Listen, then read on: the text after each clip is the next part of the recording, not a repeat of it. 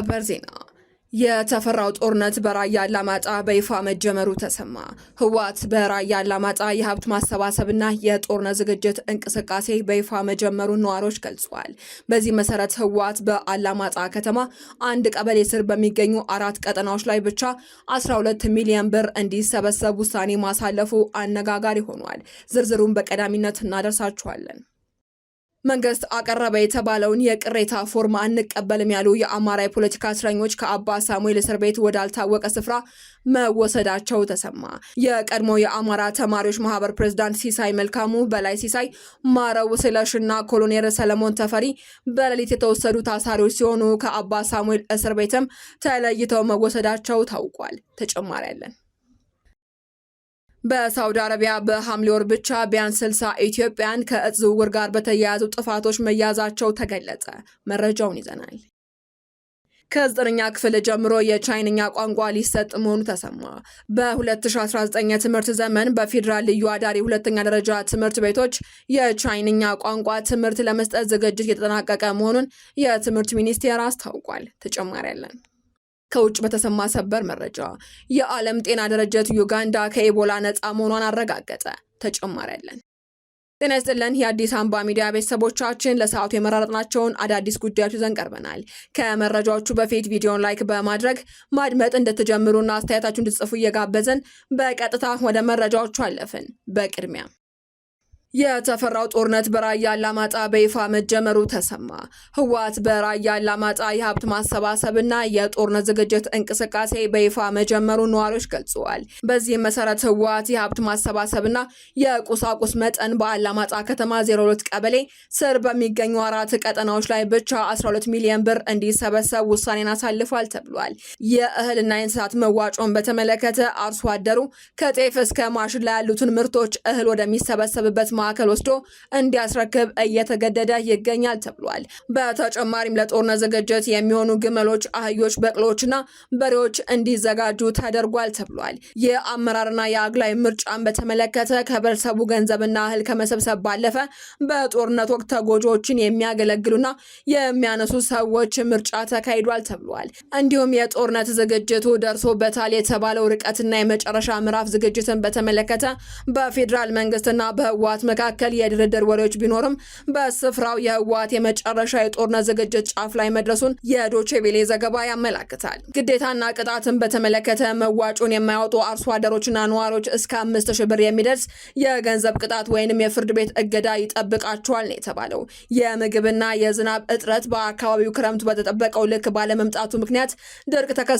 የተዘራው ጤፍን በፀሐይ ሲያር ማሽላውም ሳይወልድ ቀርቷል ተብሏል። ነዋሪዎችም ሰው የሚበላው አጥቶ በወደቀበት የትምህርትና የህይወት እሴት በጠፋበት ወቅት ይህንን ሁሉ እህልና ገንዘብ ከየት አምጥተን እንከፍላለን ሲሉም አቅማቸውን ገልጸዋል። አርሶ አደሩም ችግሩን ለአመራሩ ቢያስረዱም ትዕዛዙ ከላይ የመጣ ነው፣ ምንም ማድረግ አንችልም፣ ግዴታ ነገውኑ መዋጮን ይዛችሁ ትቀርባላችሁ የሚል ምላሽ እንደሰጧቸውም ተናግረዋል። መንግስት አቀረበ የተባለውን የይቅርታ ፎርም አንቀበልም ያሉ የአማራ የፖለቲካ እስረኞች ከአባ ሳሙኤል እስር ቤት ወዳልታወቀ ስፍራ መወሰዳቸው ታወቀ። የአማራ የፖለቲካ እስረኞች ወንጀላቸውን ካመኑና በፊርማቸው ካረጋገጡ እንደሚፈቱ የቀረበው ሀሳብ አንቀበልም ያሉ ግለሰቦች ተለይተው ወዳልታወቀ ስፍራ መወሰዳቸው ተነግሯል። የቀድሞ የአማራ ተማሪዎች ማህበር ፕሬዝዳንት ሲሳይ መልካሙ፣ በላይ ሲሳይ፣ ማረው ስለሽና ኮሎኔል ሰለሞን ተፈሪ በሌሊት የተወሰዱ ታሳሪዎች ሲሆኑ አባ ሳሙኤል እስር ቤት ተለይተው መወሰዳቸው ታውቋል። እንደ ወጡ ዘገባዎች ገለጻ እስረኞቹ የተወሰዱት በኃይል ተይዘው ሲሆን እስካሁን አድራሻቸው አልታወቀም። የኢትዮጵያ ሰብአዊ መብቶች ኮሚሽን ኮሚሽነር ብርሃኑ አዴሎ ወደ 1300 የሚሆኑ የፖለቲካ እስረኞች ራሳቸው ወንጀላቸውን መፈጸማቸውን አምነው እንዲፈርሙ ሲያግባቡ መቆየታቸው መዘገባችን ይታወሳል። በዚህ መሰረት የቀድሞ የህዝብ ተወካዮች ምክር ቤት አባሉ አቶ ክርስቲያን ታደለ፣ የአዲስ አበባ ከተማ ምክር ቤት አባል ካሳ ተሻገር፣ የቀድሞ የኢዜማ ፓርቲ ሊቀመንበር ዶክተር ጫኔ ከበደና ረዳት ፕሮፌሰር ማረጉ ቢያበይንን ጨምሮ ሌሎች ወንጀል መፈጸማቸውን አምኖ መንግስትን ይቅርታ መጠየቃቸው ታውቋል። ይሁን እንጂ የፈጸምነው ወንጀል የለም በሚል አንፈርም ያሉ 30 የፖለቲካ እስረኞችና ጋዜጠኞች ይገኙበታል። አሁን ላይም አንፈርምም ያሉ ታሳሪዎች ላይ ተመሳሳይ ድርጊት ሊፈጸም እንደሚችል ስጋት ተፈጥሯል። መንግስት በመጪው አዲስ ዓመት የፖለቲካ እስረኞችን ለመልቀቅ አቅዶ እየሰራ እንደሆነ ከዚህ ቀደም መገለጹ ይታወሳል።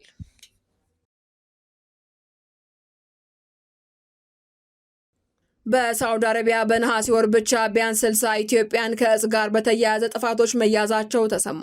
ከእጽ ጋር በተያያዙ ጥፋቶች የሚፈረድባቸውን ሰዎች በሞት እየቀጣች ባለችው ሳውዲ አረቢያ ውስጥ በነሐሴ ወር ብቻ ጫትን ጨምሮ የተለያዩ እጾችን በማጓጓዝ የተጠረጠሩ ቢያንስ 60 ኢትዮጵያን በቁጥጥር ስር ውለዋል ተብሏል።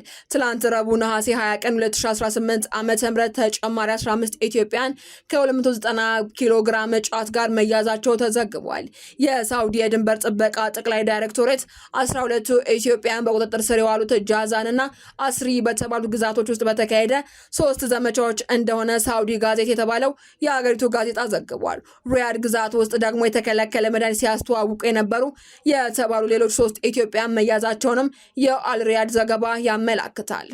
ባለፉት ሐምሌና ሰኔ ወራት በቀናት ልዩነት ኢትዮጵያን ላይ የሞት ቅጣቶች ተፈጻሚ ሆነዋል። ሳውዲ አረቢያ ከጥር ወር ወዲህ ቢያንስ 17 ኢትዮጵያንን በሞት መቅጣቷን ዓለም አቀፉ የሰብአዊ መብት ተሟጋች ሁማን ራይትስ ዎች ማስታወቁ ይታወሳል። በአሁኑ ሰዓትም 200 የሚደርሱ ኢትዮጵያን የሞት ቅጣት ተፈርዶባቸው እስር ላይ እንደሚገኙ በስፍራው የሚገኙ ምንጮች ለቢቢሲ ተናግረዋል። ይህ በእንዲህ እንዳለ የሳውዲ ባለስልጣናት ከእጽ ጋር በተያያዙ ወንጀሎች የጠረጠሯቸውን ኢትዮጵያን በቁጥጥር ስር ማዋል ቀጥለዋል።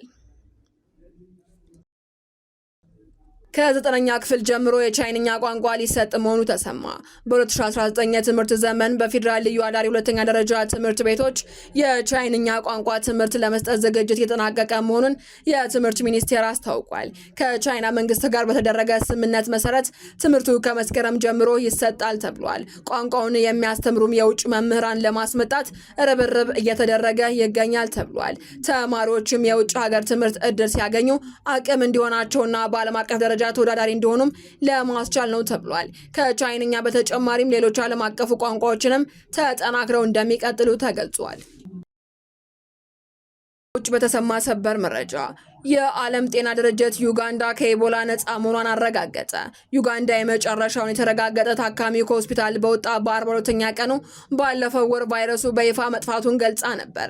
የዓለም ጤና ድርጅትም ምንም አይነት የቀረ የቫይረስ ስርጭት ሰንሰለት አለመኖር ለማረጋገጥ ሁኔታውን ሲከታተል ቆይቷል ተብሏል።